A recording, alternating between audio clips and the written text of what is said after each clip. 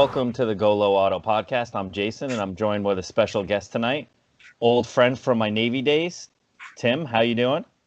Pretty good, man. Pretty good. So, little backstory: we just debated this. I had the year wrong. We met back in 2004 in Pensacola, Florida, All right. and at the time I was driving brand new '04 SRT4. And what did you have? Had a 94 Acura Integra GSR. Was that a '94? Yeah, 94. Oh, Yep. goodness. VTEC. That was actually the first VTEC car I ever drove. Yeah. When we swapped at the gas station that time and jumped on the highway. We raced first and then swapped. Yes. Yeah. Yes. And I shifted so early because I was used to only American cars at that point, and I was like, oh, this thing just keeps going. No, yeah. Red lines to, I think it was 8100. So you got to like rev it out. I shifted at like 6. Oh, and I was like, no. what is this? You had to take that thing straight to red line to move anywhere. And then what are you driving these days? Mustang 13 GT. Crowd eater. And it's funny, over the last decade and a half, we've had some parallels in our cars, because I had a Mark IV Jetta, and I'm pretty sure you did too, right? I had a Mark IV GLI. I had a VR6. Mine was in 01. Yeah, and I had the 1.8 T. Yep. And then you had a G35 coupe. G35 coupe. Yep. I got the G35X now. I had a notchback Mustang in '89. I had a '98 Mustang GT, and you're on your second Mustang, right? Second Mustang. Yep. I had a 2011 M113. So that'll be perfect. We can jump right into auto news to start with.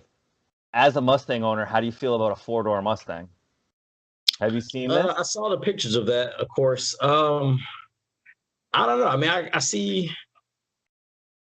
I don't know what Ford's doing. They're doing much crazy stuff, but I see how it could work. Because think about it. I think the Mustang is like the number one selling that type of car ever, or whatever, or around the world or something. But no, a 4-door, I could see it selling, and maybe compete with the Charger, even though they're already kind of like beating the Charger. So whatever. I hated the idea as soon as I read it, and then I was like, well, the Charger exists. Exactly, and Charger sell. And that's probably exactly what they're looking to do, is compete with that. It seems like a weird move, though, because they just announced that they're not going to be selling cars anymore other than the Mustang, but then they make a new variant of it. I guess. I mean, it works because the Mustang obviously sells. So why not? I guess that's what Ford's thinking. I think that's the only Ford car that's been selling real well. I don't know. Yeah, it bums me out because they finally came around with, like, I really like what they did with the Focus, the RS. And even the Fiesta ST is a hot little hatch. Yeah. And like, I finally feel like they were making the right moves. Right. And they're like, yeah, no more cars, just crossovers. And I kind of hate crossovers. I just feel like only Americans want that. Right. And I just wonder if the Focus RS sold. I haven't really looked at sales numbers or whatever, but I wonder if it was selling. It probably wasn't, and that's probably like this. All I'm sure. It's just like, for years I've said that I hate what Toyota's done because they stopped making sports cars, but they're probably making more money than ever, and only people like I would care because I'm a car. Most people aren't car enthusiasts. Exactly, and I have, I want to. Yeah, everyone in this new Supra, man, everyone's all like, oh, and the Supra is going to be this and it's going to be that. But I think people are looking through nostalgic glasses. Well, that's what I was talking about in last week's episode of the podcast. I focused pretty much on the Supra, and I'm super excited, but I also know I'm going to be disappointed because it's not like they continued or revamped the 2JZ, which is one of my favorite motors. It's a collaboration with BMW. So it's like, is it even a Supra? I'm not feeling it at all, and I'm not excited about it all because I think, like I said, people are looking at it and they're like, "Oh, the Supra had the 2J, you can make crazy power," and they're all like, it's super great or whatever. But this is not going to be that. You know what I'm saying? It's not going to be that at all. it's also like from the numbers I've read, it was kind of disappointing. It was 335 horsepower out of the straight six, and it was Right. like 260 out of the four-cylinder turbo. That's not bad. I mean, 260 out of a four-cylinder is not terrible, but Right. let's be honest, is this car going to end up costing 60 grand? Because it might. Maybe. And what's the weight on this thing? Is it Yeah, going to be 3,600 pounds? it's gonna be 3,600 pounds. Right. It So is. 300 I horsepower. like. I mean, I have nothing to base that off of other than just I Yeah. feel it. I feel that coming. And so I'm not really, like I said, I'll look at it and of course read about it and check it out, whatever. But I feel like it's not going to be for me at this point because 300 horsepower is no 330, whatever it is, it's not enough at this point. Not, I mean, unless it's 30 grand, but it's not going to be that either. And if it is going to be however 330 horsepower, like you're going to have to keep the weight in check. Yep. But that's why Just my opinion. with these car companies, it's like where I started with all this is like I criticize Toyota for selling Camrys for the last 20 years, but they obviously make money. Right. And that's probably why Ford decided to get rid of cars. That's probably exactly why they're making a four-door Mustang. I don't know. The Mustang one's weird to me because the Charger didn't exist for a long time. Right. And then they brought it back as a four-door. So Right. it's like you could argue, you're like, all right, there's a huge gap there, but the Mustang has never not existed since they first made it. It just seems like a Right. weird move. I mean, what are we, like 70 years later being like, yeah, let's make a four-door. I guess it's just another Mustang that people can purchase. Yeah. I mean, Mustangs do sell. I Right. mean, as a Mustang owner, would you ever get one? Four-door Mustang, probably not. I'm big on the looks, and I don't think. First of all, I don't care for the new body style Mustang. Right. Unpopular opinion, or whatever. Everyone seems to love it, and the rear looks pretty good, but the front is hideous. So that's not for me. But four-door, no, I don't think I will. I don't like the four-door Porsche. I don't like. Yeah, I think I'm a coupe guy. I low key like the Ford or a Porsche, but because I'm a Top Gear fan, I can't tell anyone that. It's like the most hated car by Jeremy Clarkson. Yeah, what was it? The Panamera, and they had the Macan or something like that, or whatever it's called. Yeah. Yeah. Nothing for those. That's one of the few. I'll give it that. But then also it was like it was a new platform. It's not like it seems like a weird move. And another thing, I'm not a wagon guy. Another unpopular opinion. I know people love wagons. They love the German wagons. I love wagons. Right. To me, you're riding around in a fancy German station wagon. You know, so and I've been wanting to vent this for so long because everyone loves wagons, but I was like, wow, they're not cool. Just my opinion. But I don't know, man. What about hatchbacks? It hurt my feelings a little more. No, okay, hatch is different. You know what I'm saying? Think about it. You're 16 or 17 or whatever, and you don't want like a little sporty car. Grab yourself a hatch. Oh, God, but I'm 34 and I was looking at GTIs. What are you doing to me? I don't know, man. Just personal preference. I'm not a big hatch guy. No, like, it's cool. It just they all scream station wagon. See, and that thing is like even when I was 19, even before I joined the Navy, Right. when I was in college, I got I had an A4 1.8 turbo. Okay. And I was looking for the Avant. I just was on like a timeline and I couldn't find one in my price range. Right. So I ended up with the sedan. But it was like, and all my friends in college, they were like, "All right, Grandpa, what do you want a station wagon for?" Yeah. And I don't know. I've always been into different. I always like I'm always a little bit left of normal, I guess. No, that's good. That's good. It's good. I was like a typical Honda guy, you know what I'm saying, Fast and Furious racer or whatever. So oh man, my light just went out. Hang on. All right, there we go. Yeah, my lighting is, I got my lamp going, and this is my first time messing with this Skype video call recording. So excuse the quality. We're just trying to figure this out. All right. Maybe we'll slap some pictures up over the video or something. I don't know. Yeah, if you don't see our faces, it's because it was that bad, and I just took the audio and I threw some pictures over it, like last week's podcast. All right.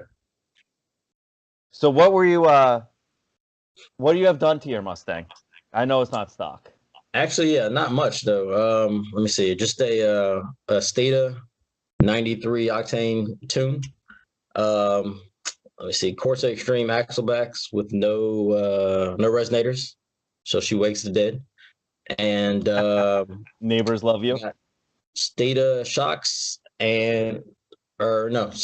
Stata springs and Coney shocks and struts. Have So you yeah, ever suspension. have you ever tracked it or taken it to the drag strip? No, I want to go to not really too much drag, but I want to go to VR, Virginia National Raceway, Right. and catch one of those sessions they have out there. But I haven't had anybody out here that wants to go, so I don't really feel like going by myself. But I might just do it one day anyway. And yeah, I wouldn't mind. I've told you the idea of a supercharger, but I'm in Virginia, and if you've never driven in Virginia before, this is not the place to be speeding and getting pulled over and all kinds of craziness. No, it's not. Whenever I drive through Virginia, I'm within like 3 or 4 of the speed limit, and even that, you're not sure.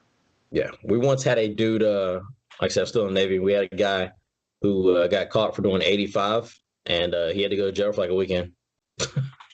For real? Yeah. What's 85. the speed limit? Is it 70 or 65? On the highway in Virginia, like if you're heading towards the beach, it's 55 on the highway. 55. 55. 50. And, wow. And it's crazy. I just spent a month in Germany, having the autobahn. Oh, that's right. I forgot. I wanted to hear about that. Yeah. So to go from that to come back to driving 55 miles an hour on the highway is a bit crazy. And from what I've heard, I've never I've never really been to Europe. I mean, brief stop-offs in the Navy, but I've heard they just have lane discipline in terms of like no one's riding in the fast lane at 55. They get out of the way. Absolutely. See, that alone is a dream, even without the autobahn with no speed limit.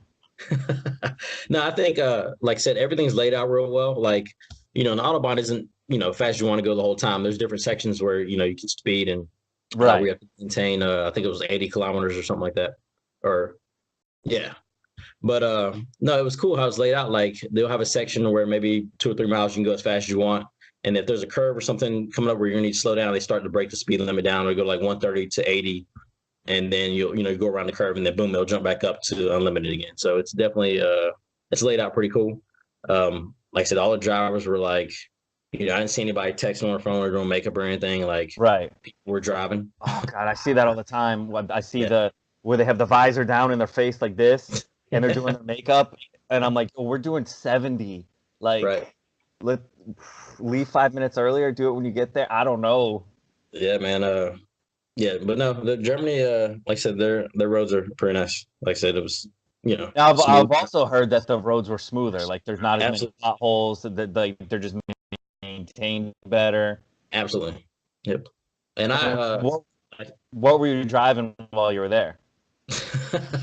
It was this is government sponsored Ford Galaxy. It's like this like big crossover looking thing. I think it had like a 2-liter turbo in it or something like that, paddle shifters. So it was a wagon. Yeah, wagon. And I wasn't happy then either. I wanted one of the fancy like Audis or something they had down there, but yeah, I had the government vehicle. Now we're not paying for that. Well, yeah, they were like, you come out here, you're gonna do this or whatever, but you're gonna need to drive this. And so I was like, all right, whatever, that's fine. So it was worth it. Yeah, definitely. Now, did you max it out? How fast did it go? I only had up to maybe 130 miles an hour. Like I said, and it was surprisingly like stable at 130, but I didn't want to take any faster than that. The brakes were really good, and I realized how important brakes are, like, cruising around at high speed. So it's yeah, absolutely. Yeah, no, we don't get it. I mean, I live in New York, so 130 is not a number that I hit often. I haven't hit it in the G at all. Yeah, and I know people are going to be like, oh, 130, that's, it's nothing. I go way faster than that. But I mean, it's like I said, I was in a freaking Ford crossover. So Right. And also you were on the autobahn just cruising. You weren't doing a pull. Nope, just cruising. Now back when we were in the Navy, when I was in the Navy still, when we were in Pensacola with that SRT, I did 130 all the time in places I shouldn't have. I honestly don't know how I didn't get in trouble with that car. I once raced someone on base. That's a huge no-no in the military, especially because we were in A school, and for any reason, especially the particular A school I was in, they were perfectly fine with sending you away to get a different job. Right. And I was like, at the time, I was like, yo, if anyone revs at me, we're going. And the worst SRT4 part, was a beast. That was my first taste of like torque. I was like, man, these things are torque's pretty nice. yeah, I do remember after we switched cars, you were like, "Please tell me you weren't flooring it," because Yeah, we raced again, but I was in the Integra and you were in the SRT, and it right. wasn't close. So let me say real quick about that. We like you were saying, we switched cars or whatever after I got completely destroyed by the SRT4. So he hops in the GSR. I'm in the SRT4, and we're cruising, and I could like hear him. I guess you were downshifting or getting ready to take off in the Integra, but I was like, I'm not even going to downshift. I just stepped on it and just pulled away effortlessly. Like Yeah, I was like, yeah, man, torque. yeah. We pulled back in the gas station. You're like, "Please tell me you didn't floor it," because that hurt my feelings. But the Yeah, worst part was when I raced on base, it was against a four door. Do you remember the old? I think it was the Acura CL, yeah, and yeah. it came with the 3.2 liter Three V6. point two liter V6, right? Yeah, it wasn't even that. It was the four-cylinder variant. Mm. And this kid was convinced, absolutely convinced. He was running his mouth to one of my buddies that was in the car with me. Right. $500 is the number I think he settled on. He said, $500, I'll race you right now. What? So just to prove a point, I didn't even launch the SRT4. I smoked through first and second gear, like completely smoked the tires off. You're right. So far ahead of him. I get it next to him at the next light, and he's like, well, I meant top speed. He was like, obviously you beat me in acceleration because your car's a 5-speed and mine's an automatic. And I was like, all right, the highway is as soon as we get off base. I You're was right. like, follow me, and we get off base, and the first opportunity he had to turn left, he just turned left and took off. Yeah, yeah, that's funny. You got a I lot had of no idea who he was. He was like the kid that was with me. I don't know if you remember him, Foss. Uh, yeah. Foss was in the passenger seat, and he knew him because the kid lived in a different barracks. And he's like, oh, he's like, he's a tool bag. He's like, let's You're right. take this money. And yeah, I never saw him again. He never paid. It was not a race. It wasn't even close. I had a similar story with a dude on the ship. He had a Alero, and for whatever reason, he thought this Alero was the fastest thing ever, and that he could take the GSR. So yeah, I had to show him that he could not. The only honestly, the SRT4 was a fun car, but it was especially fun in '04 because it came out in '03. And a Oh, yeah? year later, people still didn't know what it was. Everyone just thought I had a neon with a wing. And Right. I was like, that's okay. I used Evos off guard from a roll, of course. From a dig, all-wheel drive or Right. front-wheel drive, we know who won. Of It wasn't course, me. of course. But that car was built for roll racing, and that's what I did. And if I'm not mistaken, that thing was it there was underrated, right, from the factory, right? Yeah, it was. They rated it at 230 horsepower, 250 torque. Right. But as soon as people got them, they stuck them on the dyno, and they were 230 to 250 at the wheels. Nice. And Nice. that car weighed under 3,000 pounds. Man, it's nice. I think I it was wish like 2850 thereabout, something like that. But so it's like I used from especially third gear, I Mhm. would brake boost, hit the horn 3 times, so I was already at full boost. Right. And there weren't many cars back then that kept up. Right. As a matter of fact, I think that was faster than like the Mustang of the same year, not including the Cobras, right? Oh no, it was, yeah. The people ran. There was, I think, the best legitimate slip I ever saw on the forums was a bone stock tires, everything, 13.6 in the quarter. Man. He was a factory freak, fantastic driver, but I had friends that ran 13.8, 13.9s with Right. stock SRTs. I wish Dodge had put that motor in something else other than the Neon or the what's that other thing they stuck Caliber in? was terrible. The SRT4 that came out Yeah. after it, Dodge Caliber, Yeah. that thing was terrible because it was like a crossover before crossovers were big, but it was tiny. Right. And so not in a Neon, not in a Caliber, and not in a freaking was it PT Cruiser like in Yeah, that was a weird one. In a PT Cruiser convertible, I think it was too. right. Like Yeah. they could have just built a new car around it or something. I don't understand why they didn't. And that was what was weird too. Is I used to like at first I would get butthurt about it. People would be like, "Oh, you drive a Neon?" I'd be like, "It doesn't say Neon anywhere in my owner's manual. It says Dodge SRT4." But then I just started, to roll with it. But the only car that actually gave me a real run for my money down there, other than there was like some 700-800 horsepower Supras running around. I knew better than to pick fights with them. But in terms of like cars that were in our category, it was the last year that they had the 5.0 in the Mustang before they went to the 4.6. Oh, was that 93, 94? Yeah, Somewhere around there? it was right around there. It was Hmm. convertible with a roll bar. Didn't think anything of it. We went from a roll, and I didn't downshift. I should have been in second. I was in third, and he pulled me, and Right. holy! I was like, I just got gapped, and I was like, all right, let's do this again. So this time I brake boosted. We did a third gear launch, complete dead even. Like Mm. I would pull a fender. Like, it was just bad, and then we pulled over into the mall parking lot, and he had like full bolt-ons and a 75 shot, and I was like, Mm. yeah, that makes sense because That's nuts. those Mustangs were not particularly quick in the mid Right. '90s. I think I remember that story. Huh? I said, I think I remember that story. Yeah, Yeah. I was caught completely off guard. It was a cool guy too, Right. and that's where I also met. I don't know if you ever met him. I used to see him running around. He had a Hayabusa with a giant swing arm on it on the back of it. He had a Okay. teardrop tattoo back in '04. And Okay. he used to drift that freaking Hayabusa with the swing arm extension, and I saw him probably do 180 miles an hour on the highway, and it's Florida, so there's no helmet law. Dude Yeah. was wild. That's crazy. Yeah. I met No him fear. that same night. Craziness. I mean, Pensacola was fun. I haven't been since then, but back Yeah. then it was a good spot to go cruise. It was a Right. weird spot. I remember we got lost a lot at first. Yeah.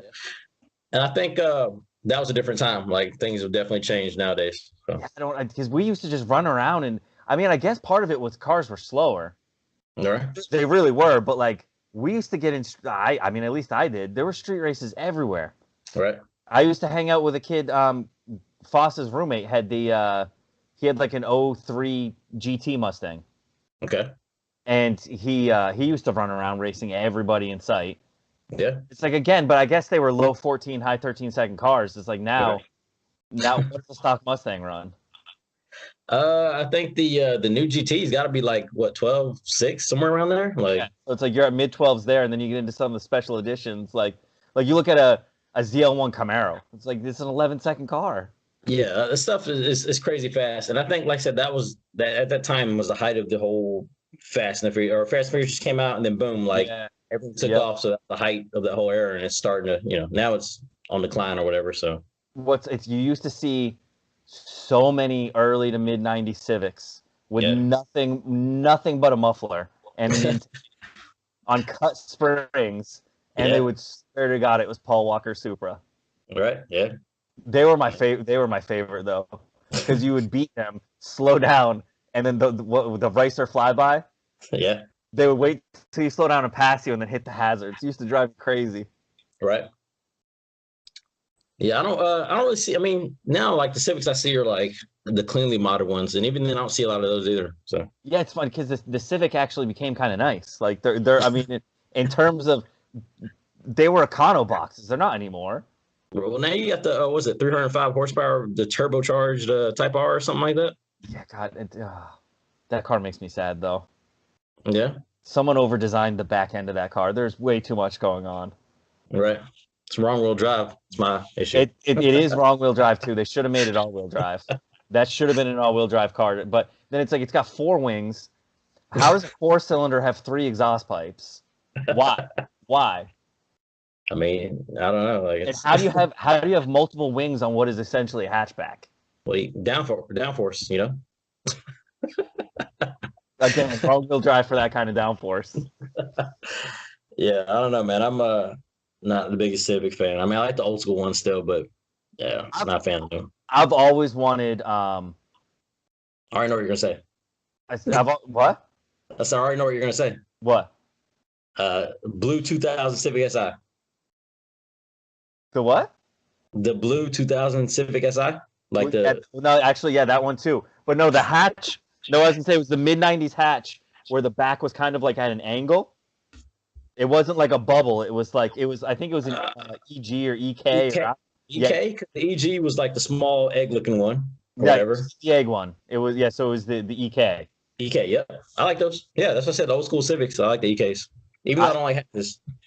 When I had my Audi, I knew a guy. He had an EK, Mm-hmm. coilovers, super sticky tires, and he had a GSR motor in it. Oh man. Completely like all sorts of weight reduction. Yeah. That was the first car, the first time I went for a ride in a Honda, and I was like, oh, okay, I get it. Right. I get it, because everyone I had been in before that was like, a 93 base model Civic with an Right. intake and a catback. And I'm like, oh, cool, you ran a 16.7 in the quarter? Like, Yeah, they weren't very fast back then. his setup was, it was real. I think he only ran like a 14.4 in the quarter, Okay. but he had it set up for autocross. Right. And it just stuck to the ground, and it just ripped. I mean, it was a fun little car. It was funny Right. because that's where I also realized that Hondas don't have torque, because Mm. we put 4 people in it, and Yeah. he's like, yeah, it's not fast anymore. Like, it legitimately. And I was like, I have a turbo car. I'm still Right. good. Yeah. Exactly. Torque. Yeah. But what do you think? I think another thing too is all the Honda kids, like, I feel like they all like sold their cars and bought 240s and got into the whole drift craze.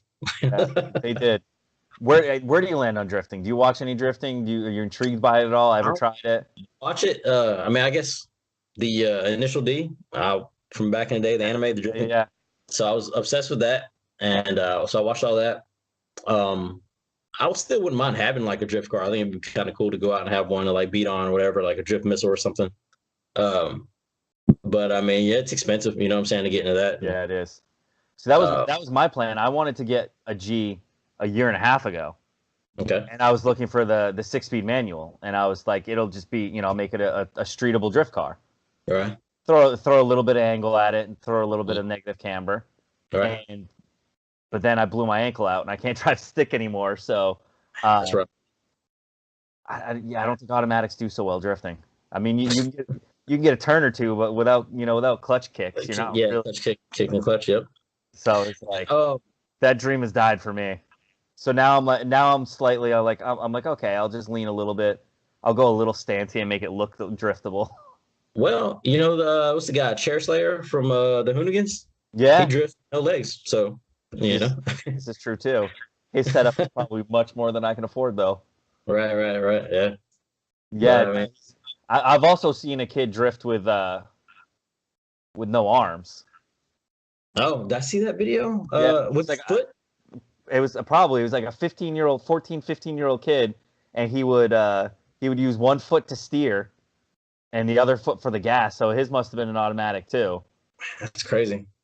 You know what? Like I think about, man, that it makes me like super sad. So before the whole drift craze kicked off, my uncle had like a black. This might have been a the last year S14 they made or whatever with the shark eyes, Yep. like a black 240.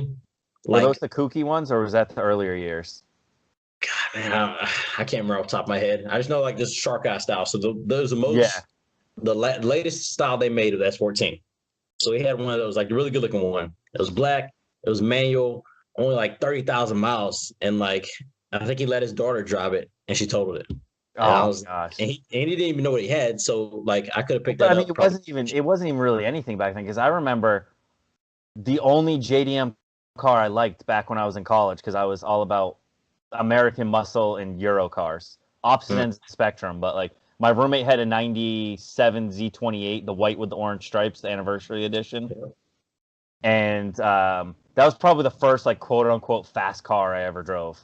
Okay. And then I loved Silvias, which obviously we didn't have. So I just Right. saw like a bunch of S13 Silvia replicas, and Mhm. that was the only JDM car I had. But like, you didn't see 240s running around 14 years ago.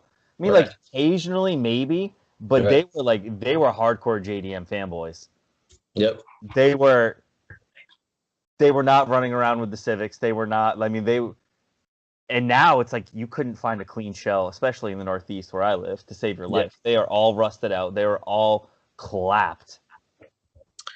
That's that's why I'm excited for eventually cheap FRSs and cheap Genesis coupes. I think those are going to be the next. The Genesis Coupe is getting cheap if you go with the 2-liter turbo. I That's what I'm think. saying. So you figure 10 years from now they're going to be even cheaper. Like pick them up. They should replace the 240s. No, it's a Hyundai. Give it 3 years. Well, yeah, affordable drift cars basically. Yeah, in 3 years. I mean, I think you can get into the early year 2-liter Genesis Coupes for probably like $9,000 to $11,000 range. Right, but I'm talking even cheaper. Yeah, that's what I'm saying. Give it 3 or 4 years, and they're gonna be a $4,000 or $5,000 car. Right. And they're actually, I mean, I hated on Hyundai and Kia, and then I owned the Kia Optima just as a normal car for Daily. 2.5 years. Right. I didn't have a single issue with that car. Drove great. Like, build quality is so much better than they used to be. Right. The Genesis is way more legit than I ever thought it was. I was like, what are they doing? I was like, look at that cheap G35 knockoff. No, man, Hyundai stepped it up. They did. Yeah. The Kia too. I want to get behind the wheel of a Stinger. Oh yeah. I like those. My only issue is the tail lights. How they brought the tail light all the way around the rear bumper or something, like on the side. Yeah. Like, not really sure what they were doing with that. But other than that, I think the car is gorgeous. And also, you can get a V6 twin turbo. Yeah. It's rear wheel drive. It's correct wheel drive. Yeah. And it's 100,000-mile warranty. I don't know if I said that right, but yeah, that's 10-year, 100,000 miles still. Yeah. It's gonna be tough though. It's tough because people are still like, oh, Kia, but. Well, that's why they were talking. I don't know if they ever did it, but Hyundai was talking about breaking off and coming out with a line of Genesis cars, which was going to be their luxury, kind of like Toyota did with Lexus, Honda. All the Japanese cars did that years ago for that same reason, I think, because there was a point where people are like, I'm not going to pay $15,000 more for a Toyota. Right. It's silly how we are in this country, though. We're like, as a whole, people are like, "Ooh, it's a new brand. I'll buy it." Because the SX everywhere else in the world is not an Acura. Right. Yep. That's just us. But there's some cool cars now. I said we'd like our badges.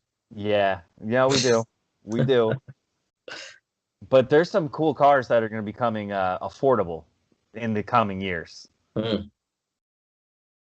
I'm still obsessed with Tesla, man. Like I really want a Model S so bad. Like, and not necessarily like the P100, nothing crazy, but I'd take like an 85 or whatever, like a regular Model S 85 or whatever they call them. They're still silly fast. Yeah, exactly. Have you been in one? I haven't yet. No. There's been people I guess getting picked up in Ubers and one. I was like, man, I've never got picked up in an Uber Tesla or whatever. But I was thinking about hopping on Turo and renting one just for the day, just to see how I like it. I looked at one the other day. There was $135 a day, New York prices. That ain't bad. No, it's not terrible. It's Yeah. not terrible. The concept. I've always been into loud engines and engine noise. So just the concept of going that fast silently, like I'm intrigued by it. Right. But I'm also like, I'm gonna hate it. It's gonna be terrible. But I definitely want to see it. I want to feel it. I want to try it because it's like. I've had pretty much everyone that's been in a P100 that I know, or even a P90. They've told me they're like, it doesn't make sense how fast it is, and it's by far the fastest thing I've ever experienced. Yeah, man, electric motor, instant torque, boom, you're moving. No, it is. It's an on and off switch. There's no building torque. There's no peak torque. It's just torque. It's there. It exists, and it's not going anywhere. But yeah, so that let me see. What else did I want? Where's an 85 priced at now? 70, 65? I don't know, man. I know they're north of like, I think even used, I was looking at them, they're like 55, 60. I'm like, God, it's just nuts. I mean, the cars don't hold their value the way they used to. So again, we'll have to see how electric cars hold up, but give it 2 to 3 years. Right.